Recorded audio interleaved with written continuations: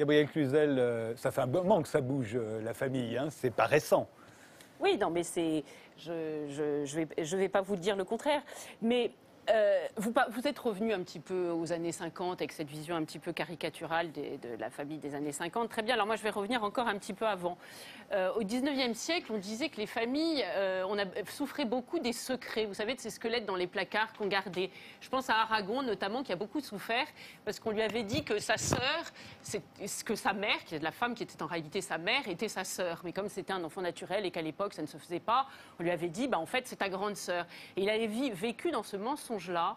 Et il dit dans ses livres, et il l'a dit beaucoup, que ça l'avait beaucoup touché et empêché de se construire. Eh bien, moi, je crois que les enfants, il ne faut jamais les élever dans le mensonge. Il faut les élever dans la vérité. Et un enfant, quoi qu'on fasse, il naît d'un père et d'une mère. Donc, même si la famille est recomposée, même si la famille est monoparentale, il sait d'où il vient. Et la vérité, c'est qu'il vient d'un père et d'une mère. Et ce qu'il a constitué à un moment avec son père et sa mère, même si ça n'a duré que quelques instants, eh bien, c'est quelque chose pour lui d'important. Et je pense que nier ça, et je pense qu'on le nie à travers, malgré tout, le mariage pour tous et ses conséquences, nier ça, c'est vraiment construire ne pas permettre à nos enfants de se construire dans la vérité. Alors, Voilà. abordons la question de la filiation, puisque c'est la filiation qui est bien, parce que je vais avoir Dominique Bertinotti. un soutien inespéré. Ah, Vous allez plaider pour que tout enfant puisse avoir accès à son histoire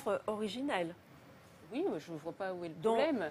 Donc, vous allez être d'accord pour que, effectivement, un enfant né sous X, un enfant adopté, un enfant né de PMA, car je me permets d'attirer votre attention sur le fait qu'aujourd'hui, chaque année, 1500 enfants naissent par tiers d'honneur. Alors, c'est vous qui allez être d'accord avec moi parce que... Laissez-la finir, laissez-la finir. Si vous me permettez. Je vous donne la parole. Je suis très contente d'être d'accord avec Madame Bertinotti. Voilà, donc, par exemple, sur cette question de l'accès à l'histoire originelle, vous allez être entièrement d'accord.